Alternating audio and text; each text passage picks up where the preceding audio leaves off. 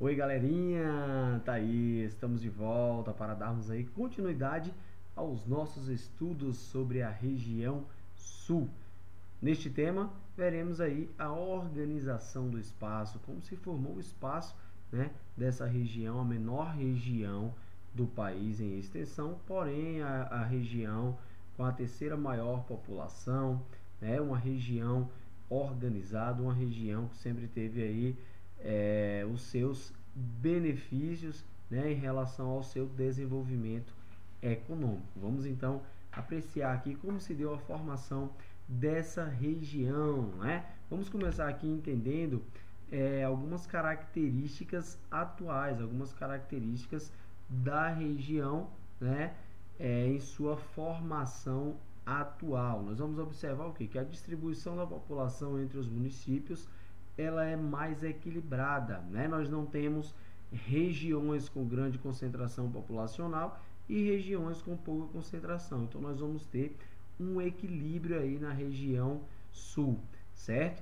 Nós vamos observar que o número de cidades médias com bons indicadores sociais também é proporcionalmente maior que a média do país. O que é que isso quer dizer? É que as cidades elas conseguem manter indicadores sociais mais elevados do que a média de todo o país, certo?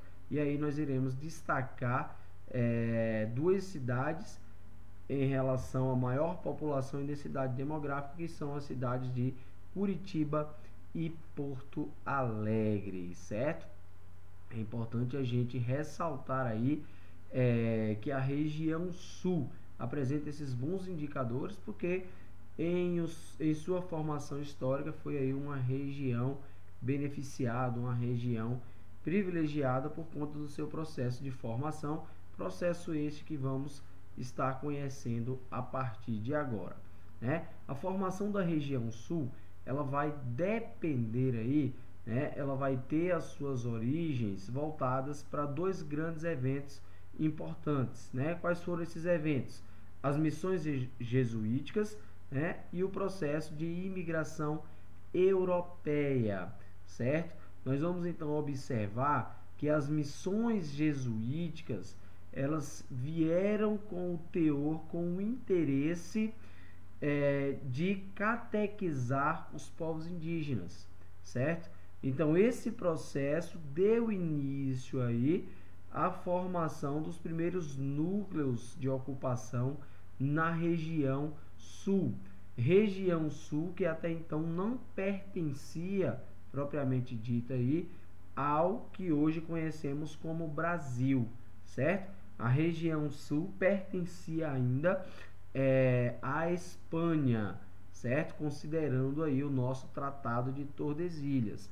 Vamos entender esse processo e por que a região passou aí a fazer parte do território brasileiro, certo? Então é importante vocês fixarem o seguinte, que as missões jesuíticas com a missão de catequizar os povos indígenas e a imigração europeia deu origem ao povoamento da região sul, certo? Então aqui eu trago imagens das duas principais cidades, Curitiba, Porto Alegre, né? Percebam que na imagem a gente consegue notar cidades organizadas, cidades com desenvolvimento econômico importante para o país, né? Desempenham atividades importantes, certo? E possui uma organização social também maior do que a média representada no Brasil. Tudo bem? Vamos lá, aqui foi uma imagem que eu salvei, apesar de não gostar muito de futebol, né? Na ocasião em que estive visitando o Rio Grande do Sul, tirei aí essa fotografia, né, da Arena do Grêmio. Serve aí para os gremistas de plantão, né, observarem, né? Tive essa oportunidade de conhecer e registrei essa imagem, né? Em contrapartida, deu para observar também o quão a cidade ela é organizada, né? Porto Alegre, uma cidade bastante organizada, bastante limpa, onde a gente pode aí confirmar a sua organização e a sua responsabilidade social, certo? Vamos lá. As missões jesuíticas, como falamos, teve aí a missão de catequizar os povos indígenas, né? Esse trabalho de catequização, ele acabou extrapolando, acabou invadindo regiões pertencentes à Espanha, né? Pertencentes aí oficialmente à Espanha, porém também não povoada pelos espanhóis, certo? O que é que nós vamos perceber?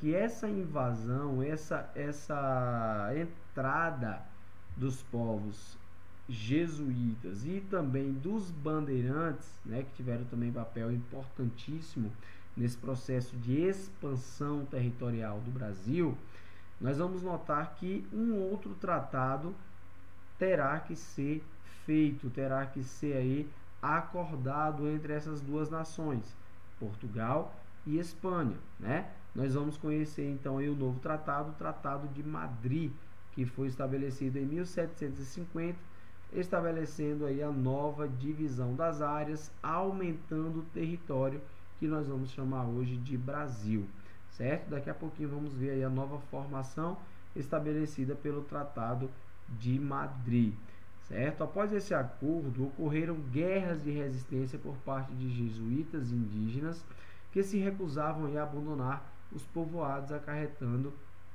o fim das missões.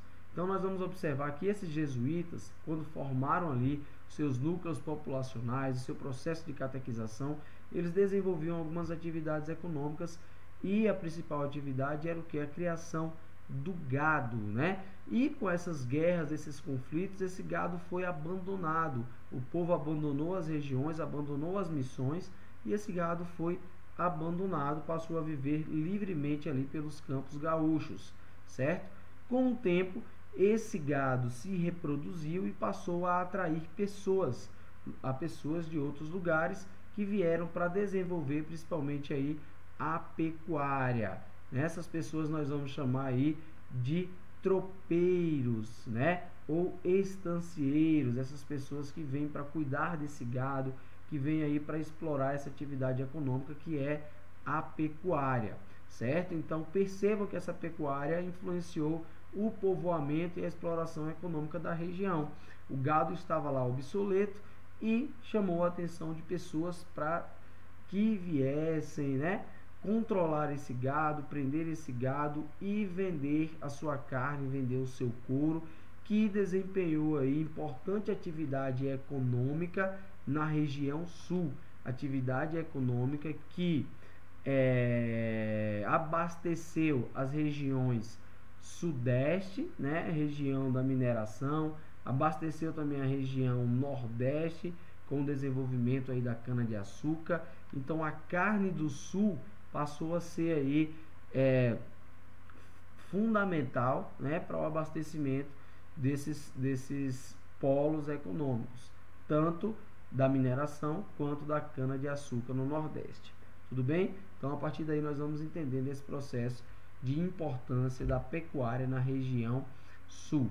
Aqui a imagem que eu trago para vocês, destacando, né, o Tratado de Tordesilhas, qual a área que ele defendia ser do Brasil, pertencer a Portugal, melhor dizendo, e com o processo de catequização, com o processo de entradas, né, dos bandeirantes e jesuítas, nós vamos ter aí a necessidade de um novo tratado, o Tratado de Madrid, que vai aqui, ó, dar mais um pedaço de terra, né, significante para o território brasileiro, certo? Então nós temos aí a formação do território brasileiro a partir da definição do Tratado de Madrid em 1750, certo?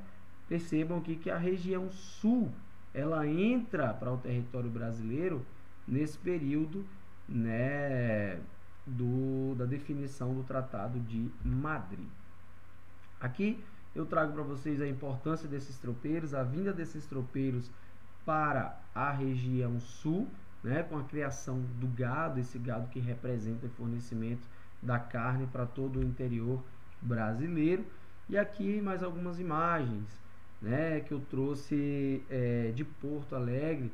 Aqui está a bandeira do Rio Grande do Sul, a bandeira que representa a Guerra dos Farrapos. O que foi a Guerra dos Farrapos, professor?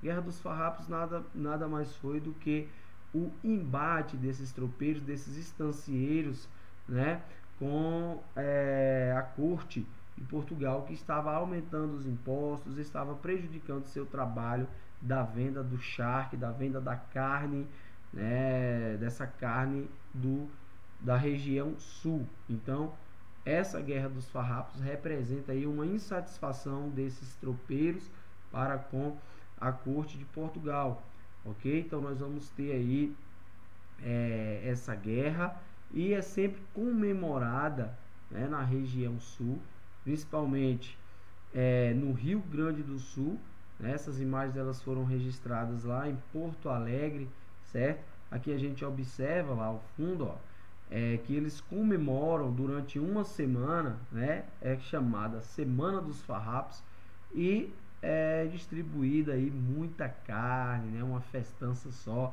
Então percebam aí a distribuição de carne de gado, para que se comemore a vitória aí dos farrapos, né? Essa guerra foi de grande importância para a continuação dessa atividade econômica na região sul. Tudo bem? Vamos lá. O processo de imigração ele também teve grande importância, como nós já observamos aí, para o povoamento, né? Para garantir o povoamento da região sul, certo? Nós vamos observar que as atividades elas estavam basicamente ligadas às atividades rurais, certo? Então, atividades de agricultura e pecuária. A primeira corrente migratória foi constituída aí de alemães. Depois nós vamos ter a presença dos italianos, dos poloneses, ucranianos e outros grupos como os japoneses, né, formando e enriquecendo aí a cultura da região sul, certo? Então vamos observar aí essa grande importância desses imigrantes europeus. Aqui vem alguns registros, algumas imagens que nos permitem observar a influência desses imigrantes. Aqui nós temos, ó, a construção desses chalés, né, que remontam aí à presença dos alemães.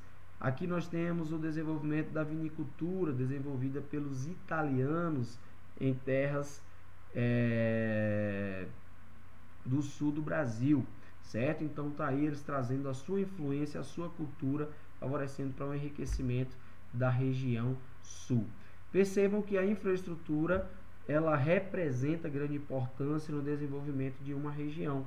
Então nós vamos ter que desenvolver a infraestrutura. Nós começamos com a construção de ferrovias. Lembram lá do café na região sudeste? Portanto, a região sul também foi influenciada com o crescimento dessas ferrovias. Depois, a partir do século XX, as ferrovias caem em desuso, né? E nós vamos ter aí a construção de uma rede de transporte rodoviário que torna-se mais eficiente, né? Para interligação das regiões, para servir de escoamento da produção, certo? Da carne, do vinho, toda a produção da região sul, como também do movimento de pessoas entre as regiões. Tudo bem? Então, obrigado aí pela participação de vocês. Vamos responder as questões, dúvidas lá na nossa reunião na plataforma Zoom. Forte abraço!